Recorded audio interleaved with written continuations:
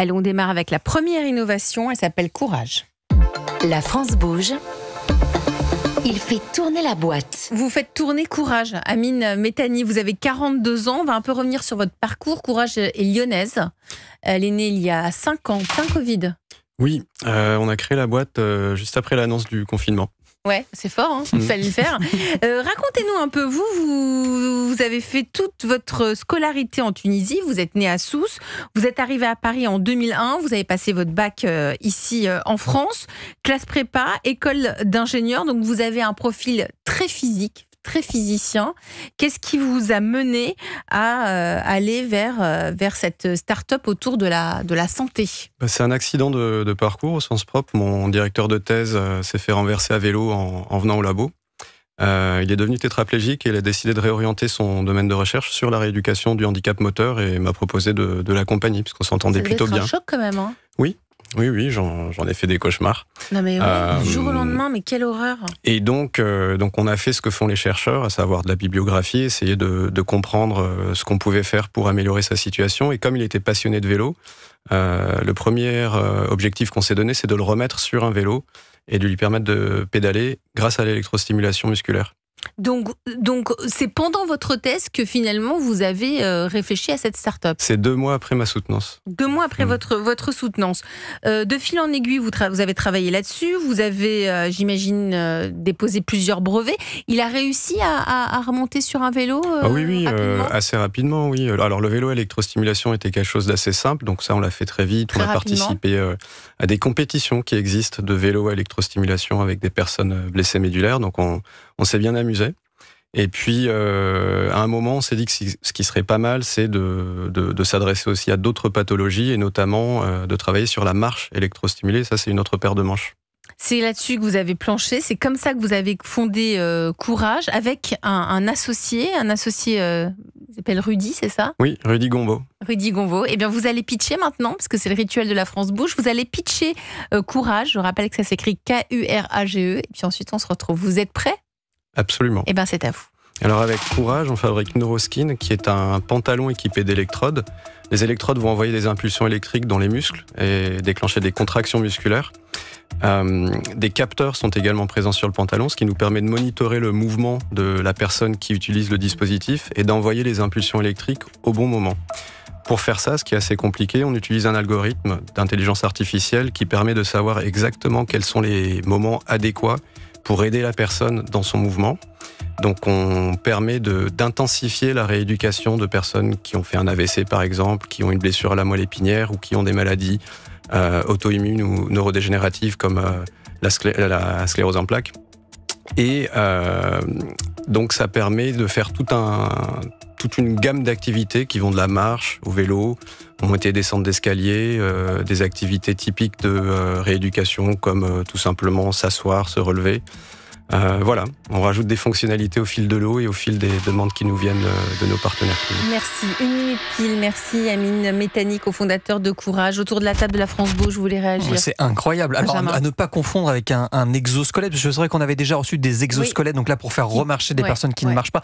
Là, c'est pas du tout ça, hein, c'est ça Amine ? L'exosquelette est un véhicule. Nous, ce qu'on souhaite, c'est utiliser les muscles des utilisateurs et utilisatrices pour rééduquer le système nerveux central. Réveiller ces muscles. Oui, on réapprend au système nerveux central, donc au cerveau et à la moelle épinière, à se déplacer de nouveau. Alors, c'est quoi ces vêtements ? Alors, c'est n'importe quel vêtement, et là, vous placez les électrodes ou c'est vous qui les fabriquez ? C'est un vêtement qu'on fabrique. Ah, alors, vous ne l'avez pas porté là ?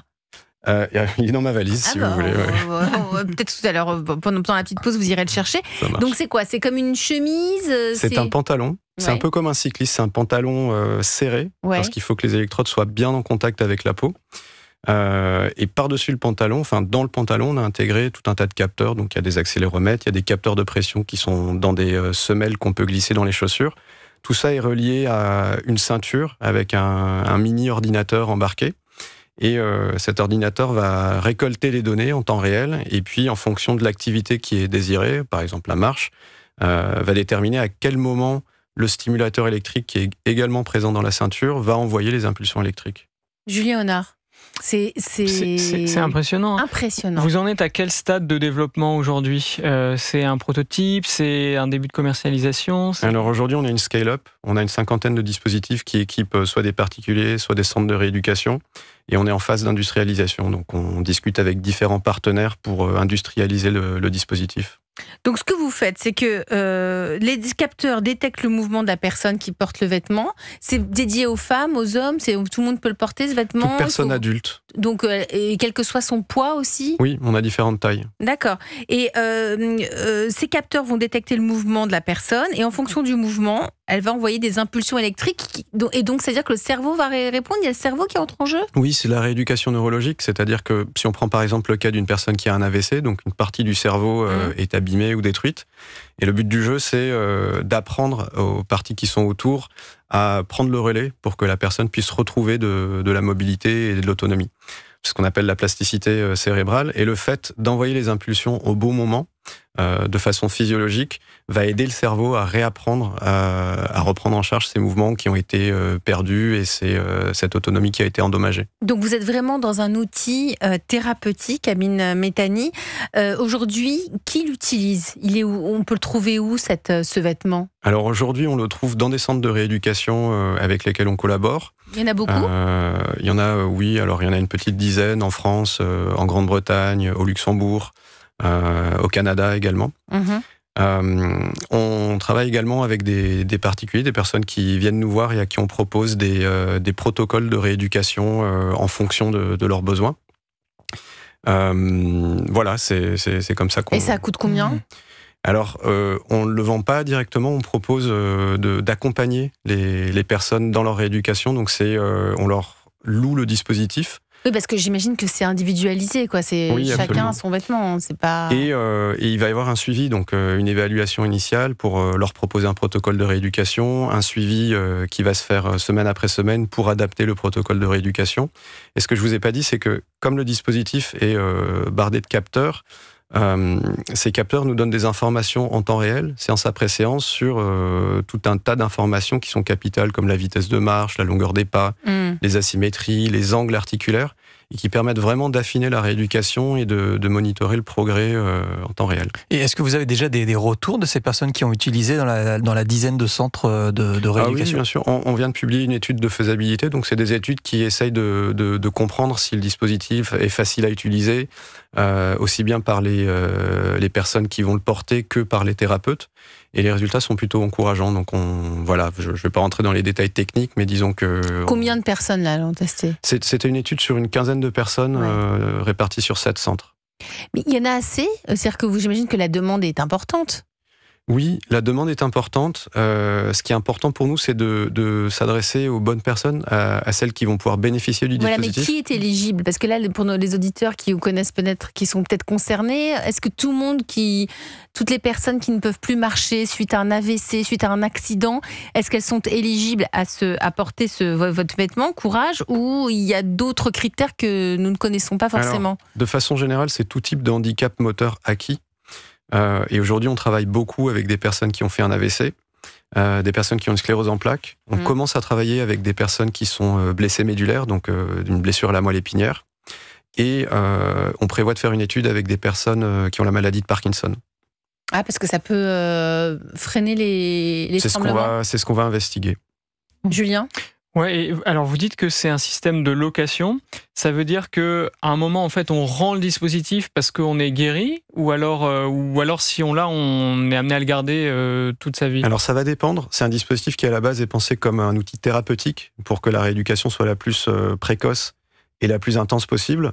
Dans le cas de personnes qui ont fait un AVC par exemple, elles vont peut-être l'utiliser pendant 3, 6, 9 mois jusqu'à récupérer un maximum de leur autonomie.